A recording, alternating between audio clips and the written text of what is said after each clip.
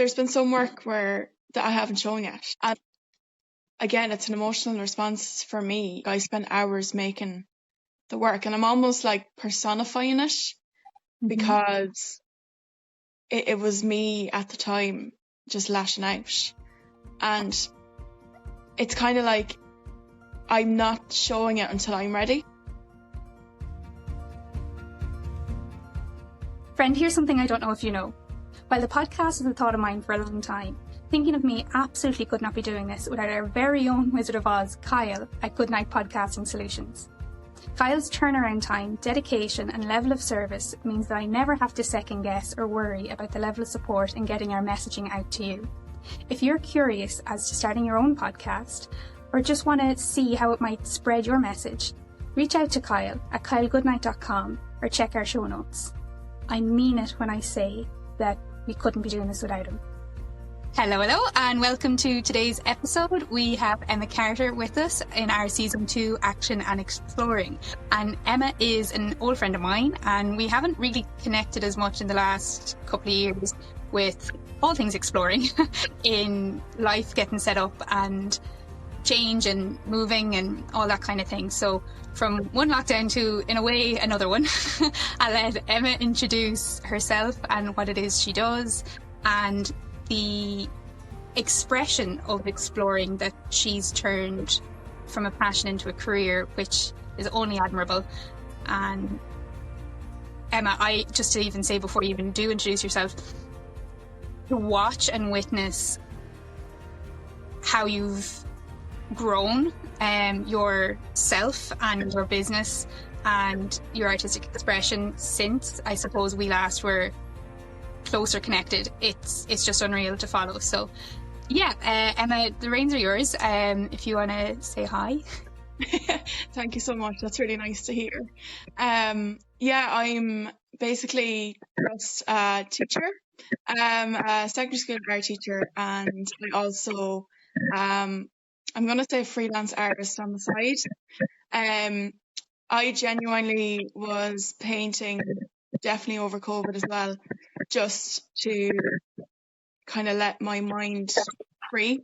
And I was just a passion, and neighbours of mine bought artwork off me and they have it still in their homes, and I just thought, oh, that's really nice. So I was still teaching at the time and just set up an Instagram page over COVID and just started uploading my work for people to see.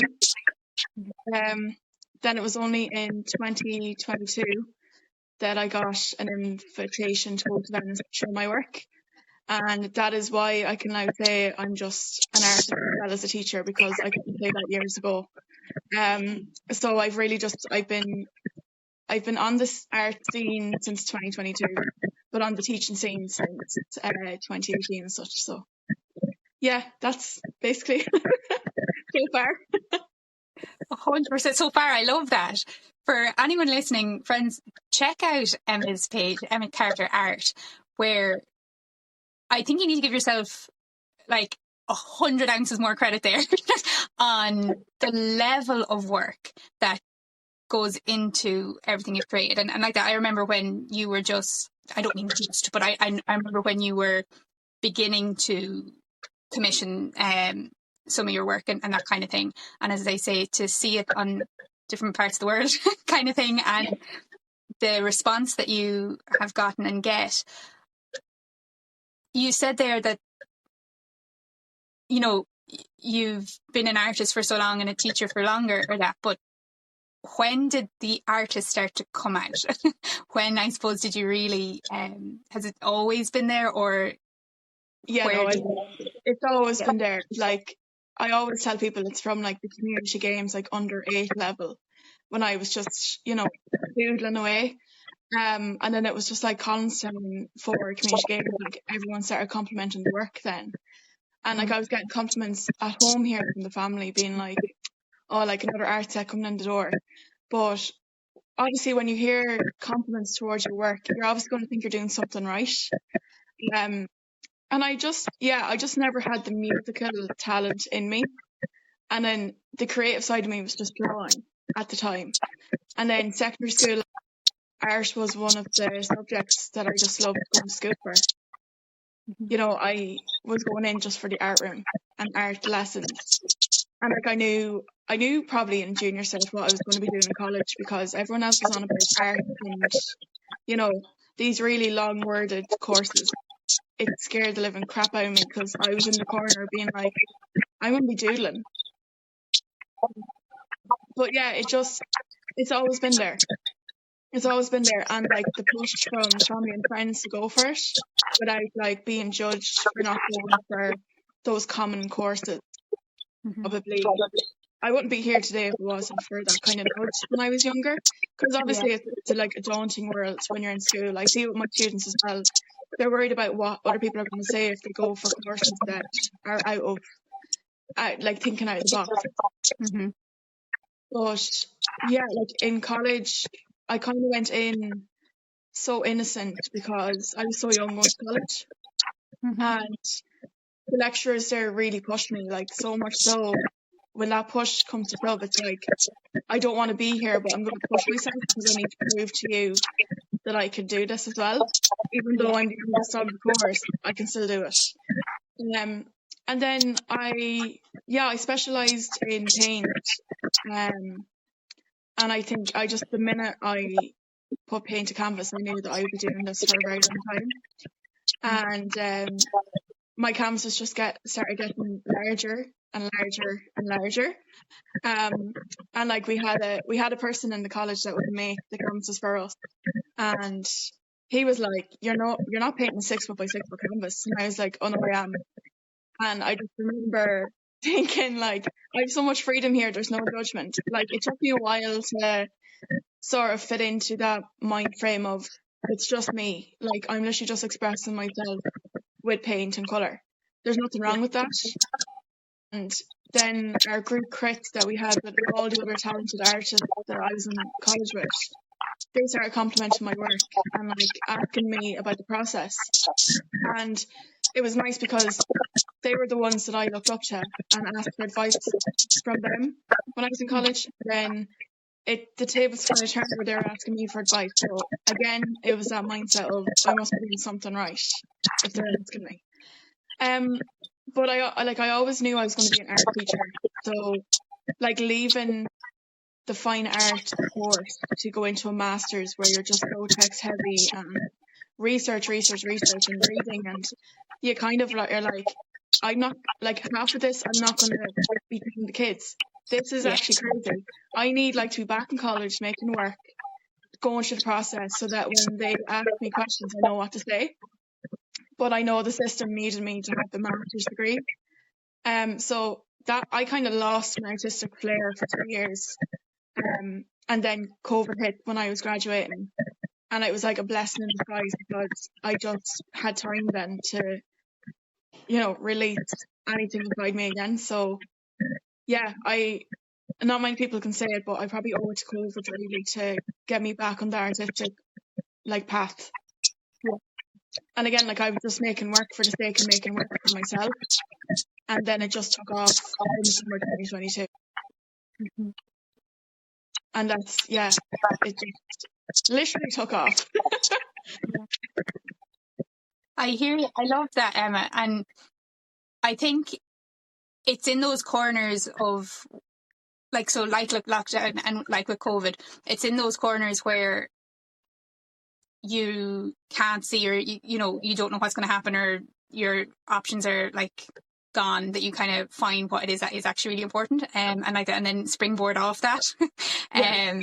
And I hear you so loud and clear when you say with where you lose some of that artistic expression in the process of the science side of it, like with the masters and the paperwork. Like I'm down home at the minute, and for anyone listening, and if you're kind of watching this on YouTube or that either, you can see that I'm in my home house office that I kind of made in COVID when I like that down home. And I was just actually really lucky that I had it set up before COVID hit, and then I was teaching from home here at the time then. And why I'm mentioning that is when you have a certain way that things have to be done, and then you get a chance to kind of create things in your own way. Like that was the first time I Googled Classroom, or that was the first time like being able to like teach, just or do your work, whatever your work is, and also take a little bit of a break, come back, rather than the in-betweenness of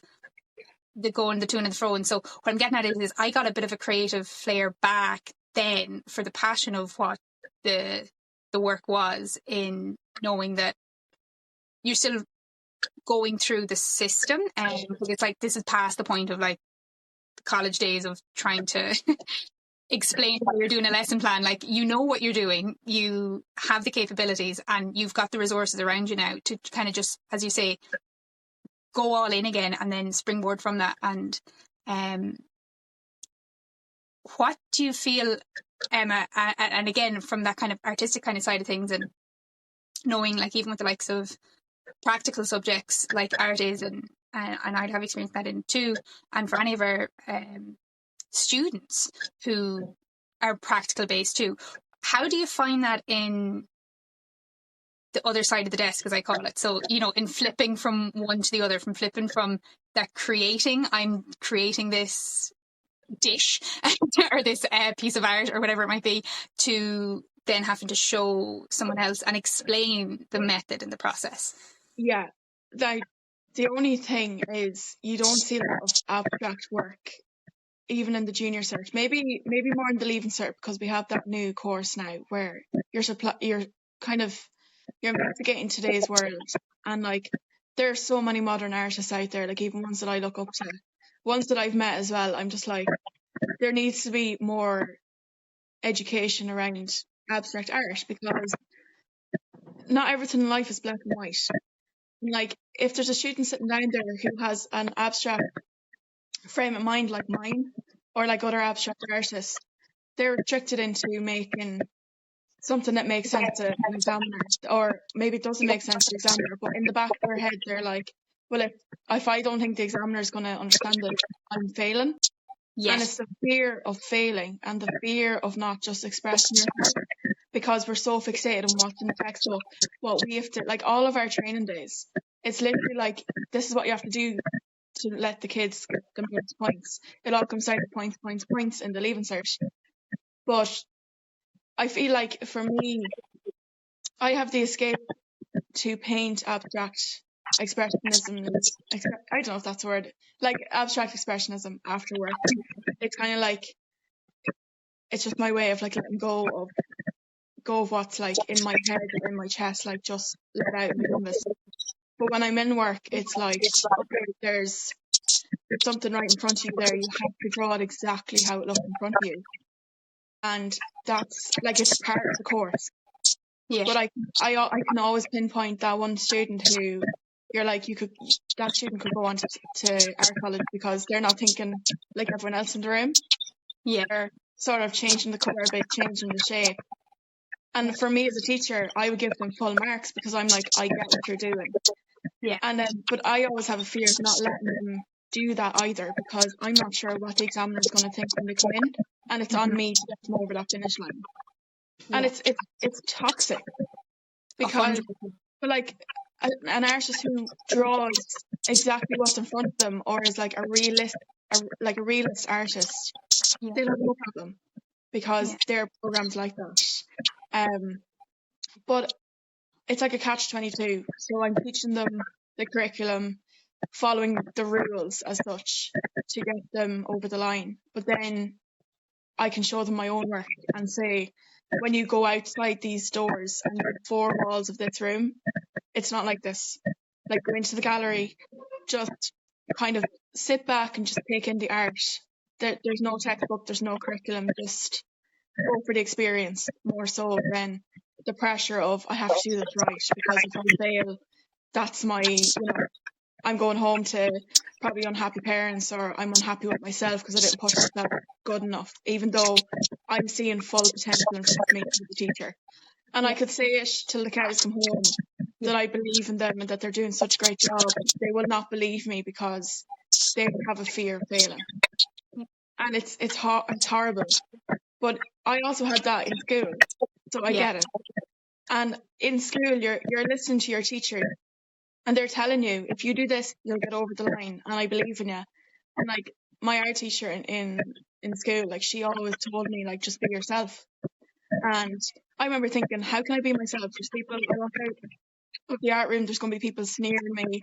Like, you know, you're kind of fitting in. You have to fit in all the time. And like, I kind of, that just feeds in. That just is always feeding into schools. And it's not the school's fault. It's not our fault as teachers. It's not the students' fault. It's just the culture we're in. And it's not going to take one teacher to change that, or one student.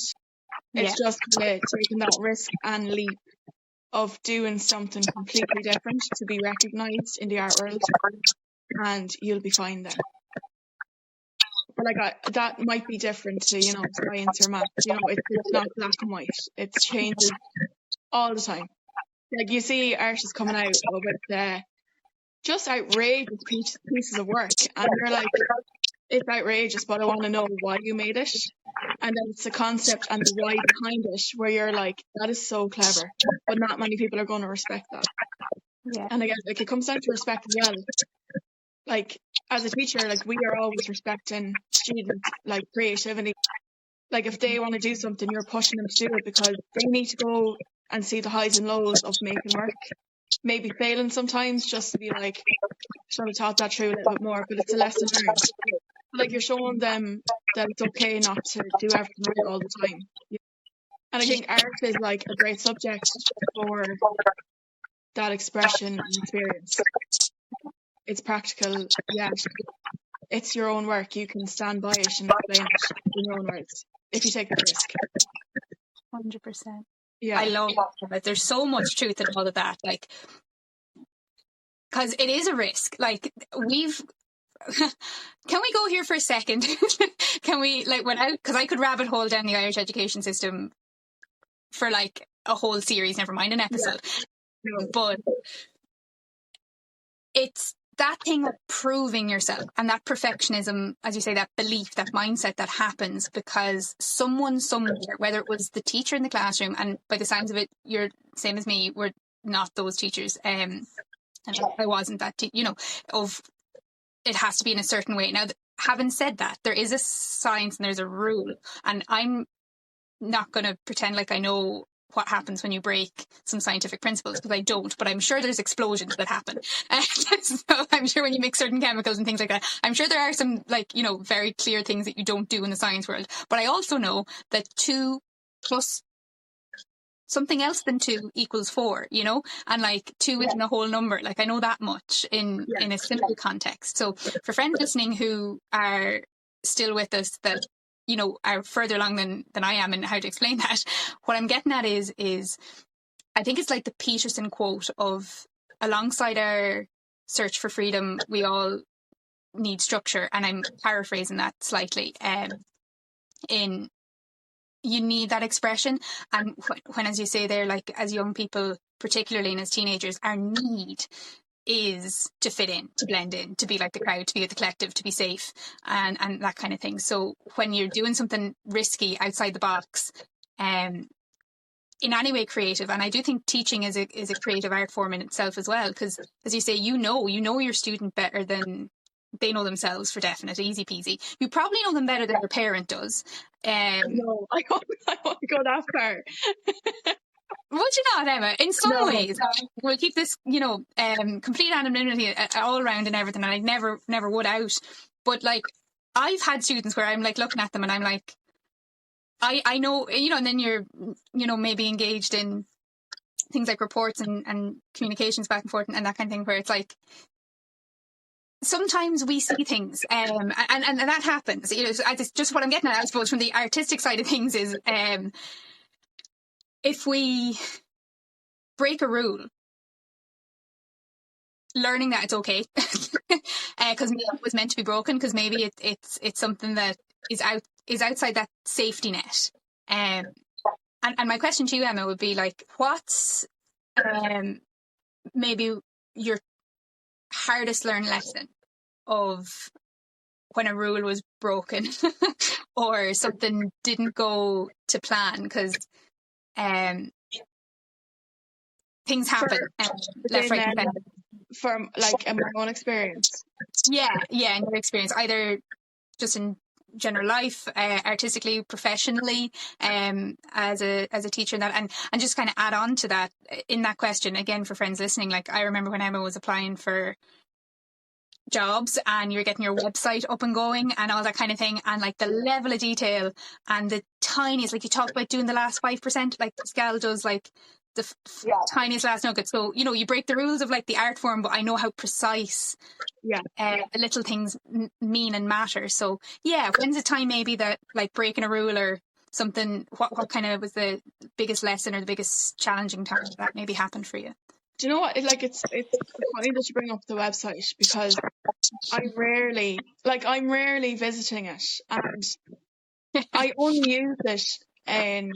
No, I did use it, but I only really used it in interviews with school, and like I hate kind of like, oh well, I've made this website too, you should go look at it. Like I could not say that in some of them. And obviously when you don't get the job, it's like, what did I do wrong? Mm-hmm. 9 times out of 10, as you know, the jobs are probably already filled up before you even interview for them. But it's that like Debbie Downer negative thought that you're like, I wasn't good enough.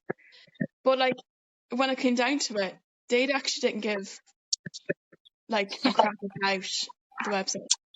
It was the person in front of them. And it was just like, I just learned that a website, it's coded onto Google.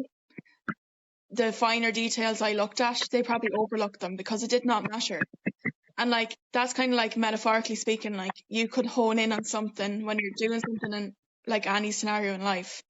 And if you think that's the most important thing, kind of look at the wider picture of things and don't get bogged down with the negative, like, comments as such. Like, I said it, I always say that some of the critics I meet in galleries, it's like, sure, a 5-year-old could paint that, or a child in a primary school could paint that. And I'm like, but no, they couldn't, because you actually haven't even met me as a person. You don't know the concept behind it. Yeah, there's colours splashed on a canvas, but I can also draw exactly what's in front of me, but that's just not me. So if you don't like the canvas, you can walk away from it. Like, no one is forcing you to look at it. No one is forcing you to like it. But as long as I'm happy with it, that's all that matters. And it's the same, like, I can't think of a situation off the top of my head, but when you just start overthinking and going through kind of like the phases that led up to a situation, you're always looking at like minor details that are so like significant to you because you're overthinking things.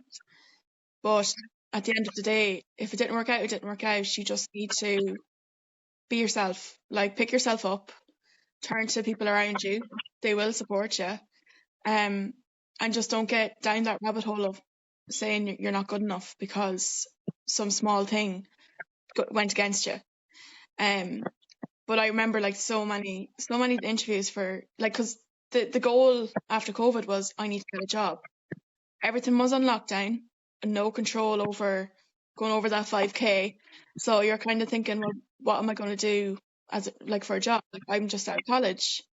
And people forgot about the people who were just out of college, because we were like, it was like being 12-year-old again. Like, it was like, I don't know what to do in my life. I don't know what I'm doing. I'm like, I need help. Like, someone help me. Like, I need support here. But yeah, like, honestly, like, some of the things we hone in on in life aren't that important. And when you get that bigger picture, sometimes like they aren't important. Just to be yourself and have that support around you and be happy with what you're doing. If anyone else isn't happy with it, it's their choice not to be happy with it, but it's your life. So, again, like I the amount of hours put into that website, I don't look at it because it's not relevant nowadays. Not because I'm not interviewing, but it's just not relevant. Like, it's going into school, seeing the kids every morning. I'm not showing them the big website up on the whiteboard. I'm asking them how they are, checking in. And I don't even think about the website anymore, really. I know it's still there. It's still coded up onto Google, but yeah, it's just another irrelevant thing, really. If that makes sense. No, it does, for definite. And I think like my takeaway from what you've said there is you we get so, as you say, get caught up on the little things that we forget about the big things, and it's like to solve bigger problems kind of a mindset, and sometimes they are big problems, and it's not to diminish, as you say, like what are big problems of trying to find a job, and maybe if you are the one that's kind of forgotten about in some way, shape or form, or you're trying to pave a new path or something and there's nobody else kind of doing it, and it's like you're that lost soul, which is very true and very real. And like I've been there, and we've been there in like making some of those big shifts and that are big problems, but to remember the context of the problem, like if it's the thing of, not everything is a life and death situation. and so it's important, like, have a standard where you treat it like to a certain level of respect that it needs and the level of work that it needs, but also, the bigger picture of, does my school journals of 5 years were, with the perfect colour pen and the highlighter and the tick boxes, I would say I've never opened them. I have actually opened them since to look at them and go like, I was obsessed, and then look at like how I keep my notes and stuff now, and there's bits of paper and bits of colour, bits of everything everywhere, and the system makes the same amount of sense as it did when it looked really good to someone else. So yeah, it's all about what's as you say, you're happy with your life and your choices and how you do things. I make no secret of the fact that my life changed completely when I reached out to Achievable Fitness 365. Jay is someone who not only gets the fitness side of things, he gets the human side of things. And in having someone who's walked the walk and talks the same thoughts has made me comfortable from the very get-go. Actually, that's a complete lie. I fell in the door and was sick on my first day, but kind of after that, I got comfortable somewhere along the line. Jay knows people, he knows the industry, and he's someone who will know you better than you know yourself. The accountability that he holds, the standard that he sets for you and not for anyone else, is what brought me back into me originally, more than 4 years ago. If you're ready to begin your fitness journey and don't know where to reach out, try Jay. And as I say, my life has never been the same since. Emma, where do you pull some of that expression from? I know you said that it's like as a escape in a way, and I'm wondering what kind of is that flow like for you? What kind of state does come to mind when you're getting into that expression? Is it something that you have a bit of a routine to get into? Is it something that's like emotional and then it's an outlet? Or what are you kind of thinking about or working through when you're in the zone?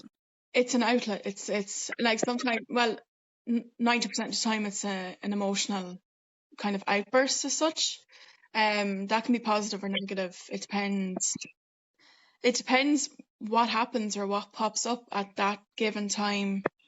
Like I play music in the background, but if I'm not ready to make the work, I won't go near the canvas because I get frustrated then, and that kind of outlet is kind of like an outburst, like of just emotion myself rather than making work. But it's funny because over summer, when we don't have work to worry about, we know it's coming up in September, but those summer months, I know people are like, oh, the teachers have a life of Larry, but like we're still working throughout those summer months, it's just we have more time. And I think that freedom of, you can go for a walk whenever you want to, make a cup of tea whenever you want it. There's no 9 o'clock bell. I lose myself more in the work. So I found the last 4 years, those 3 months of summer are my busiest, most productive months. Like I could be working on one canvas for 3 or 4 months. I keep going back to it and adding in like certain gestures of paint, and it completely changes the look. But I won't stop until I'm happy with it.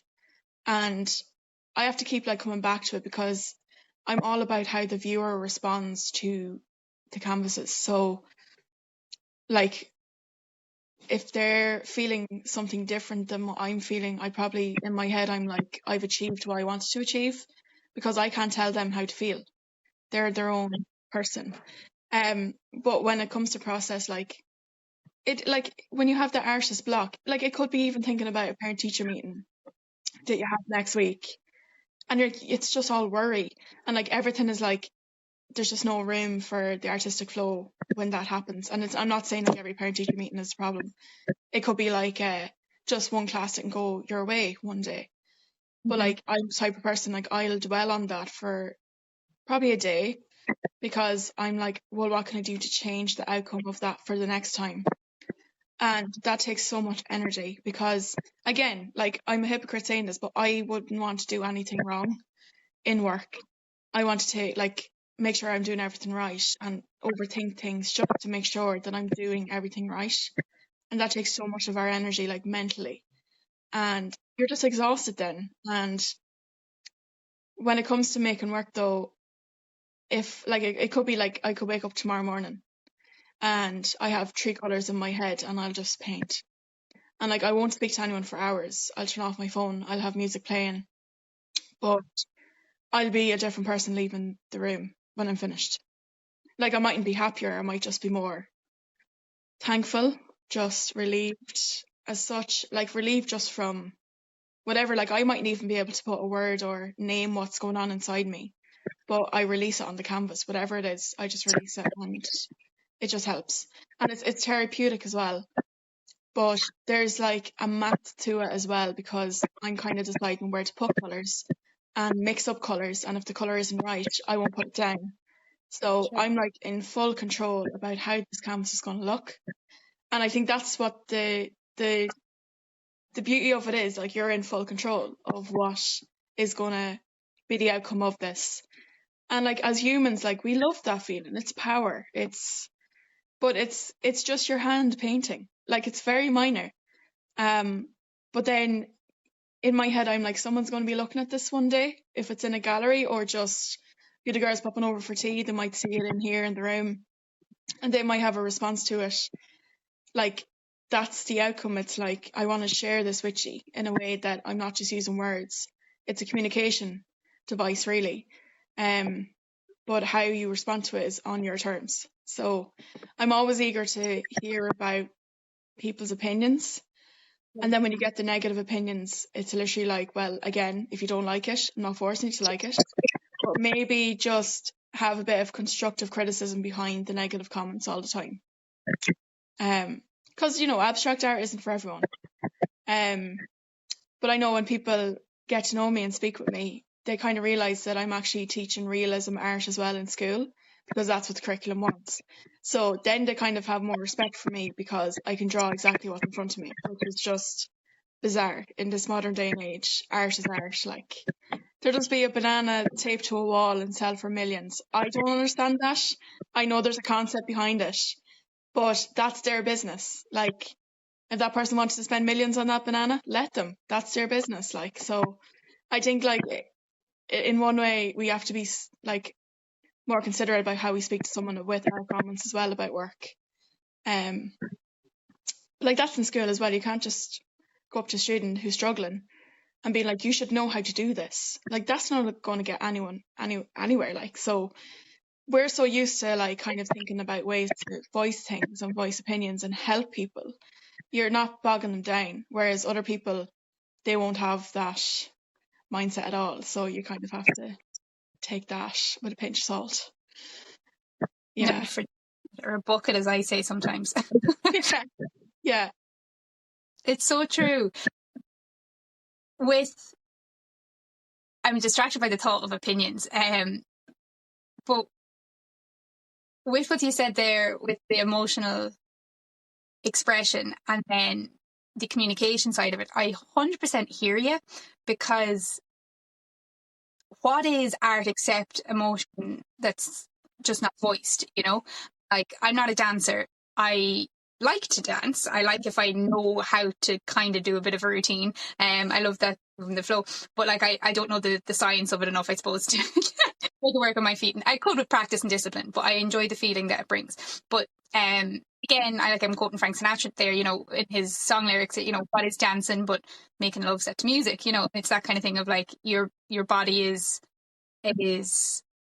communicating in a fun way. And if we just keep it as like fun or fear kind of thing, when you're kind of using those kind of dance movements, it's typically like a fun thing.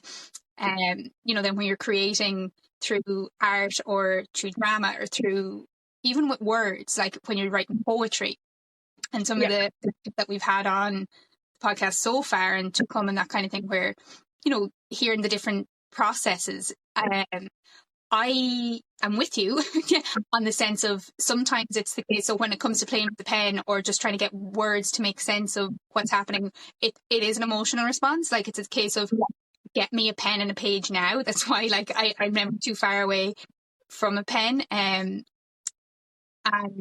if there's a thought, if something kind of makes a bit of sense. So yeah, with the art for you, I'm really curious, Emma,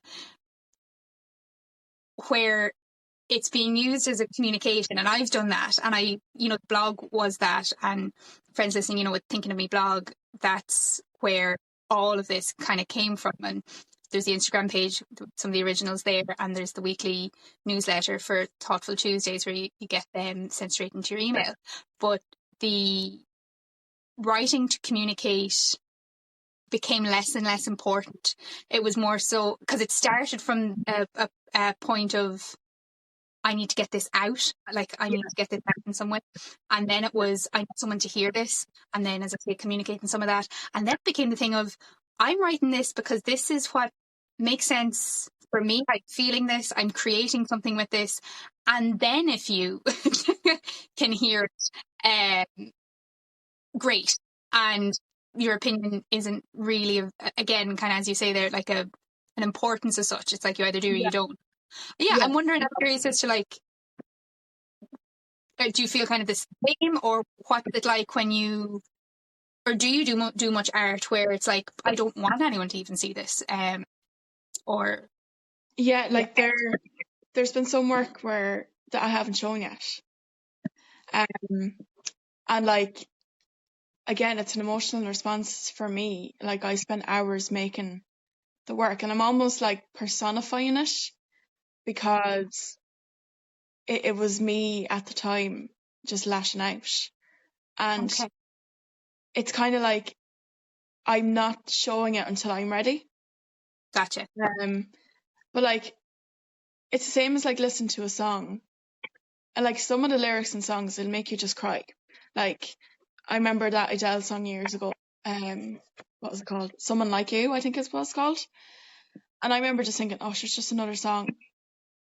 And you're just like in your own bubble listening to new music, and you don't know how that song is going to affect you because it's not everything's upbeat and not everything's like happy. So it's the same like with the paintings. Not everything is lovely and florally and colourful. Like there's some dark work as well. But I know I will show it when I'm ready. Yeah. But until I'm ready, no one's seeing it. And again, it's kind of like, well, that's the balls in my court here. Like if I'm not going to share it with you, it's because I'm afraid of hearing those opinions, and I care so much about the work that if I'm going to let you in, I'm letting you in on my mind as such and my feelings. It's basically like if someone's really upset and crying, it's like telling someone just to wipe away the tears without knowing why they're crying. Yeah. Like if you don't know the backstory, then it's going to be hard to kind of respond. So yeah, when I'm ready for that response, I'll show the work. But at the minute, I'm just like still learning why and how it works, that it goes from here to my shoulder to my hand and then onto the canvas. Like there is science behind it.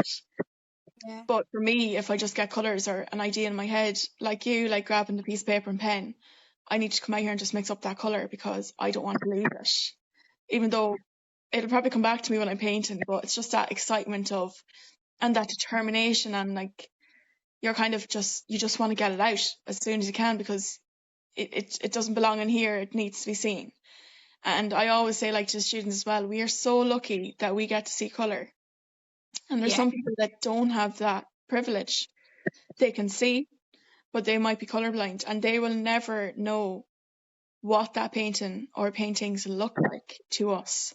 So if you have something and it's a privilege, use it correctly and just kind of be more considerate and respect it, because other people don't have that privilege. But that's just an example of how I kind of work. It's all colour. Like, I can't say it's a landscape. I can't say it's a painting of a dog. I can't say it's the lane down the road for me. Like, it's just colour. So Yeah. it either speaks to people or it doesn't. But again, it's just me on canvas, so I'm just gonna keep doing what I'm doing, and see where it goes, see where it takes me. I love that. It sounds like you've got the head to your shoulder to your arm, but there's a lot of heart. Yeah. That moves all of that. And it's when we can see that ourselves, and when we're ready to see that, that's important before it's shared. The drama side of things, and that, again, an area of like where opinions come left, right and centre, especially when you maybe do something that's like against what was the norm and that kind of thing. And like even theatre in 2025 now is changing again. And, things always evolve and so on. But if you're not ready to see something or hear parts of yourself in your work, yeah, absolutely. Like it's not for anyone to unveil that. That's a you opening your heart kind of thing. And without being too airy-fairy in that, but it's a raw experience. It's something created by you and of you, and I look forward to when that happens with some of that work. Yeah. It's like it has already happened though with the work shown abroad. Yeah, I mean, at some stage during that trip, I was actually delighted that I can't speak Italian, because I was like, I actually don't want to know what you're saying, because they're like very like, their facial expressions very hard to read. So I'm like, are you happy or are you sad? Are you angry at me? Like, you need to give me something. But like when the translator was translating what they were saying to me, it was actually good. And then I took a step back and I was like, here I am, the biggest hypocrite. I'm criticizing them for judging my work, but I'm here judging their facial expressions. You know what they're thinking. And it was kind of like, I just need to take a chill pill here, because look where I am. I'm in Italy. Like, I just need to take it all in. And it was that in that moment when I stood back and like kind of took it all in, I was like, this is mad. I just need to stop being like, I need to do everything right here. You only get one chance, because 2 more chances came after that trip. Yeah. Because of that trip, it was like a domino effect, and it happened all within 6 months. And like at the start of 2022, if you told me I was going to Italy to show my work, I would have laughed in your face. And then I was just kind of believing in myself as well, that what I was doing was correct, because someone has noticed my work, owns galleries in these like fabulous and beautiful countries and cities that I would have never have visited with my work, only for these people.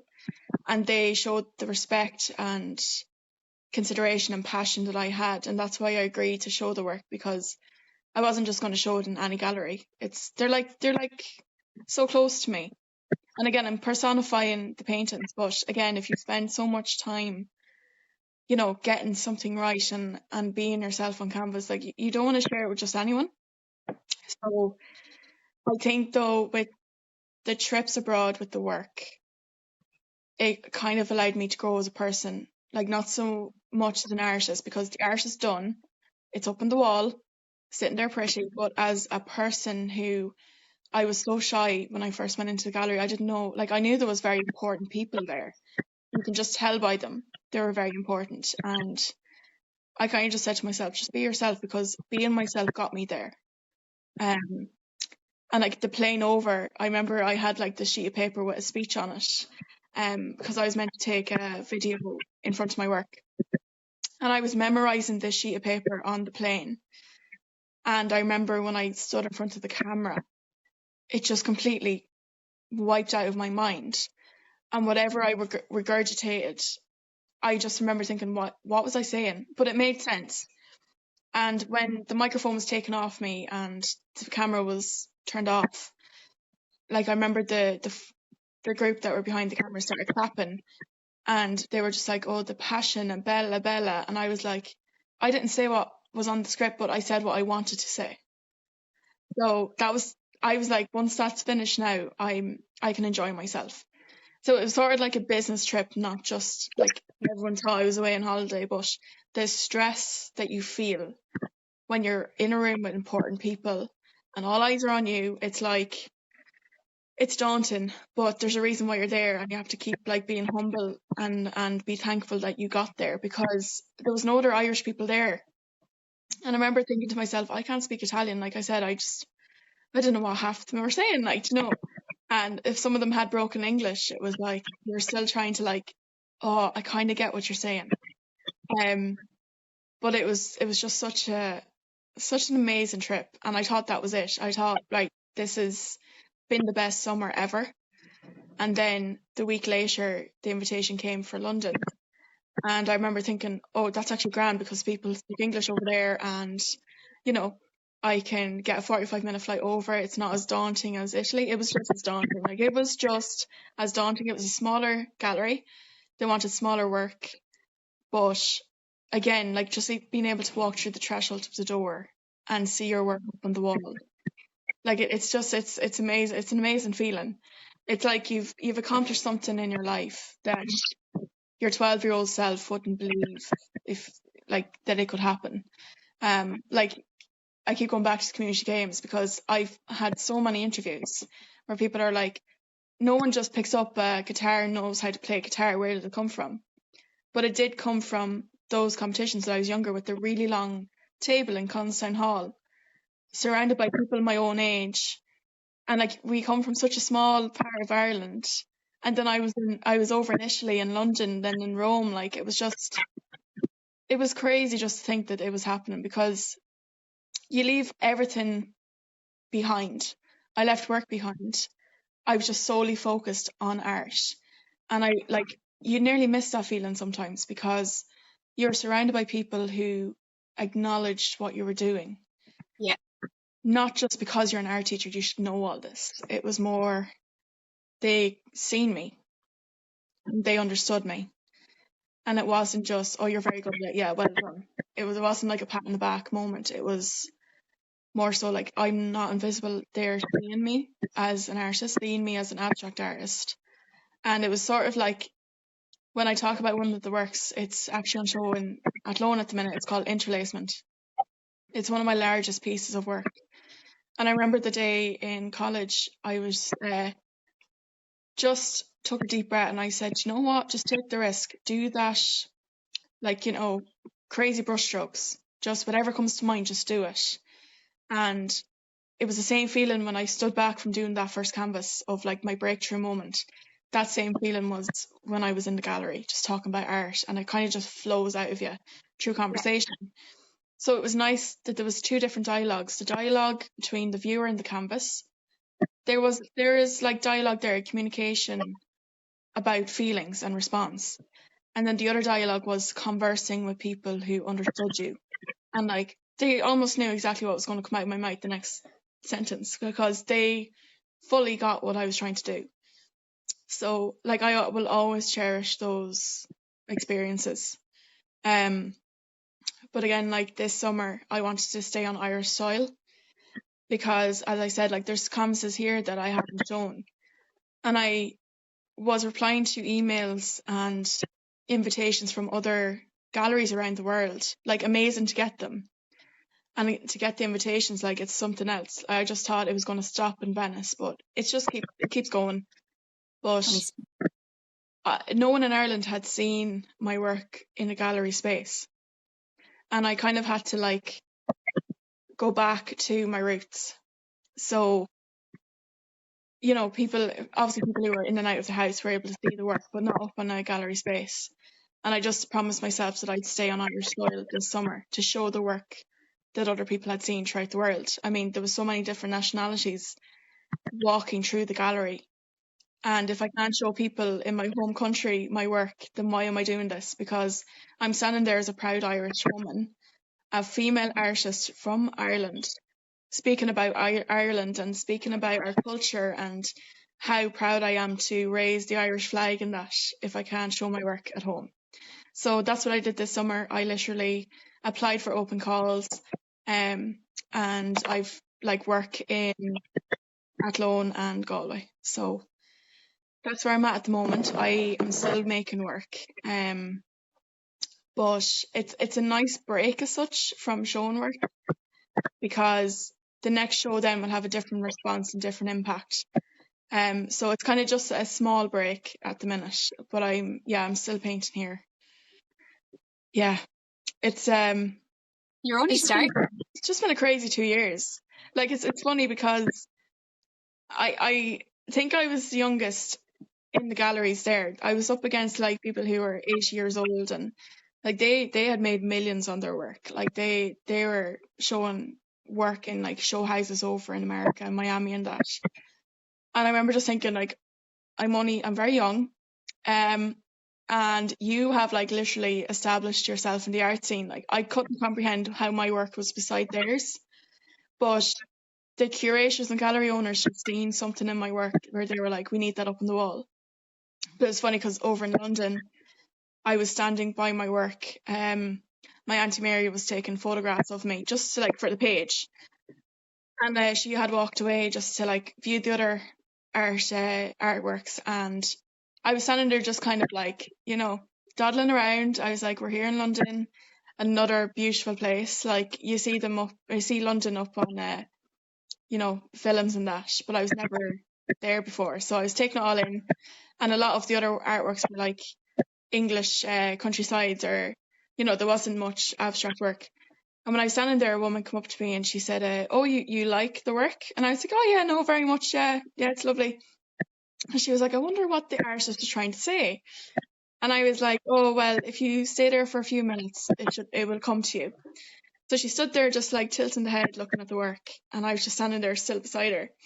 And she said, and what response did you get? And I was like, well, I'm actually just waiting to see what you say.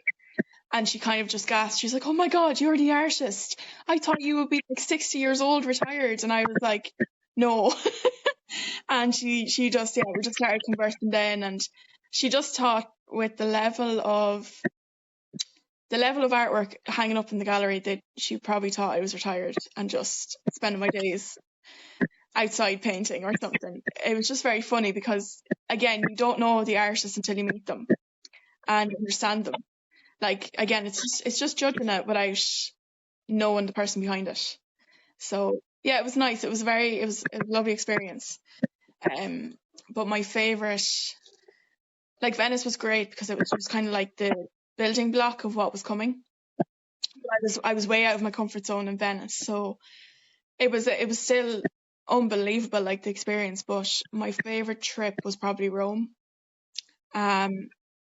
because I just seen interlacement. Like, my first abstract painting was hanging up on the wall with spotlights on it, and I just remember I just gasped. I just took a deep breath because you do get emotional yourself. Yeah. Like, not that there's so much pressure on you, but in my mind it was like, well, I've done Venice, I've done London, now I need to do really well here. Like, what if I don't do well? And it just, when you walk through the door and see it up on the wall, you're like, I've done the work. Just take the breaths, enjoy it. And it was just amazing. Like, that trip was just, I still think about it. It was just full of culture and meeting people that share the same outlook on life through an artistic vision. So yeah, it was just amazing. That's what I'm hearing in all of this, Emma. It's like, once you're in the right rooms, and for you, it's like the art rooms, and with the art people, that's not the right word, but art drama people, I say, the drama people, everyone thinks is a bit nuts sometimes, and then you've got the science people, without categorizing, like, as you say, it's the human. And for friends listening, if you don't know the towns, lands of Northwest Meath in Ireland, read I say, like, just go read Martin McDonagh or Annie, or like James Hinch. Like, they're all still so relevant. Go back and read like Annie or peg. Go back and read anything Old Ireland. And it's not that old. I do explain that in Southside Dublin a lot, that Old Ireland is alive and still doing ancient things. And some of that is great. And our neighbours and that sense of tribe and that kind of thing, absolutely. But when your mindset hasn't stretched, and I love what you said there, where you're proudly waving the Irish flag, but yet you can't get recognised on your home ground. And there's a lot of that, maybe even within your own house. It's that kind of thing of, I'm here in my own house and I'm well, and you don't get that acknowledgement. And without going too deep into anything like that, Ireland it can be a lot like that. Of, hi, I'm here, and I have a thought for you. But as someone who has spent the last couple of months, and right now, like the last couple of months, and where most of my hours of my day are in American rooms, and thanks to technology, like all things are able to happen that way. And since COVID, it was a huge springboard of being able to do these kind of things, where you get outside of your house, your four walls. It's kind of like we spoke about even with the art. You break those four walls of your house, your nation, your mindset, your expression, and you find someone who's like you. And then it's not as hard anymore. It's not as hard anymore, I suppose. Yeah. I thought, Emma, on what would it be like if some of that stuff that whenever you're ready to share, you just do it in a foreign country where English isn't the first language, like, and that's the first time it's seen, because you can't hear what you're getting back. Yeah. Do you know what? Like, there's so much preparation put into art shows, and I remember they were all three of them over in Italy and London, right? They were so well organized. But there was like a slight thought, I was like, what if something went wrong? Like, what do they do if something goes wrong? Because it seems so perfect, and like, you know, like there is a lot of important people in those rooms, so they can't afford to make mistakes. Yes, there's artwork on the wall there by me with a couple of mistakes up the corner where I remember I didn't fix that. But it's like breaking the rule, like going back to breaking the rules. What would happen if you were to just completely upturn a typical show?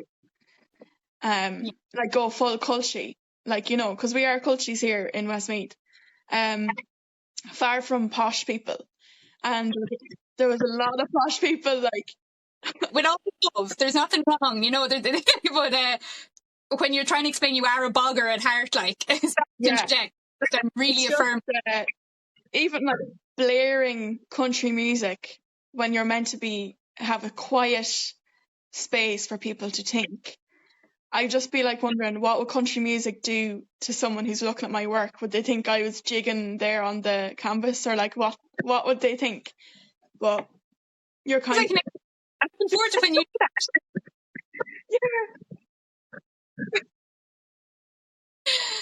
You would definitely... I love making the box. I think, Emma, I'm not putting this on you, but like, I have no shadow of a doubt.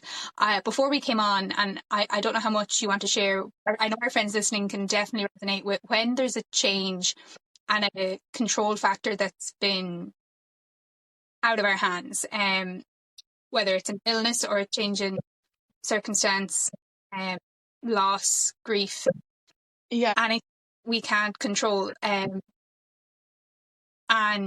feel like we're sitting on our hands a little bit. It creates a cloud. I always call them like clouds of shit. Like, what is the next step? Yeah. Like, I know you're in a little bit of a cloud at the minute. Yeah. Like, you're only starting. Yeah, I know. It's just, you know what? It's a bump in the road.